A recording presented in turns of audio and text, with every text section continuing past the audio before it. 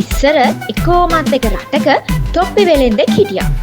පෙට්ටියක තොප්පි පුරෝගෙන ගමෙන් ගමට ගිහින් ඒ තොප්පි විකුණලයි එයා ජීවත් වුණේ. දවසක් මෙයා ගමකට තොප්පි විකුණන්න ගියා. තොප්පි පෙට්ටිය ඔළුව උඩ තියාගෙන ගමින් ගමට මෙහෙම ඇවිදගෙන ගියා. විශාල කැලයක් මැදින් තමා ඇවිදගෙන යන්න තිබුණේ. දෙපැත්තෙම ගස් කොළන් පිරීලා කැලෑ පාරකින් තමා මෙයාට යන්න තිබුණේ.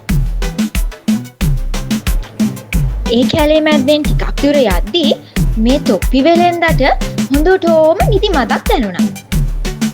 ඈනුන් කීපයකුත් හරිමින් එයා එතන තිබුණ ලොකු ගහක් යට තොප්පි පෙට්ටිය තියලා ගහට හේතු වෙලා හොඳට නිදාගත්තා.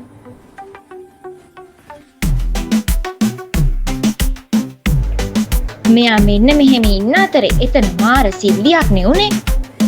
මේ ගහේ හිටියා වඳුර රංචුවක්. මේ වඳුර රංචුව දැක්කා මෙයාගේ මේ තොප්පි පෙට්ටිය.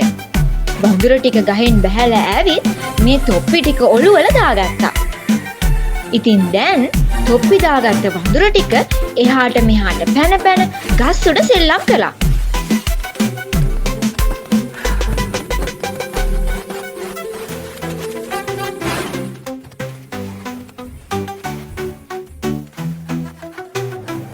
මෙයාලගේ මේ සද්දය ඇහිලා නිදාගෙන හිටපු වෙලෙන්දට ඇහැරුණා. හරි වැඩේනේ. පෙට්ටියේ තිබුණ එක තොප්පියක්වත් හොයාගන්න නැහැ.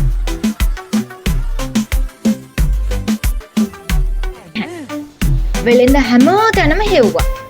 ඒත් තොප්පි ටික හොයාගන්න නැහැ. අන්තිමේදී උඩින් ඇහුණු සද්දයක් නිසා තොප්පි වෙලෙන්ද උඩ බැලුවා. මේ තියෙන්නේ තොප්පි. හරි වැඩේ තමයි. දැන් කොහොමද වඳුර ළඟ තියෙන මේ තොප්පි ටික ගන්නෙ? තොප්පි වෙලෙන්දා දන්න හැම විදිහටම වඳුරන්ගෙන් තොප්පි ටික ඉල්ලුවා. ඒත් වඳුර නෙමෙයි ආපහු තොප්පි ටික දුන්නේ. ඒ පාර තොප්පි වෙලෙන්දට හොඳටම තරහ ගියා.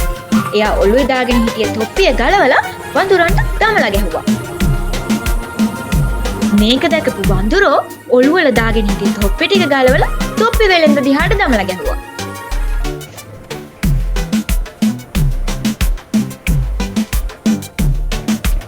අන්තිමට කොහොමාරි හිතපු නැති විදිහටම තොප්පි ටික ලැබුණ නිසා තොප්පි වෙලෙන්දා ඉක්මනටම තොප්පි ටික එකතු කරගෙන එතනින් යන්න ගියා.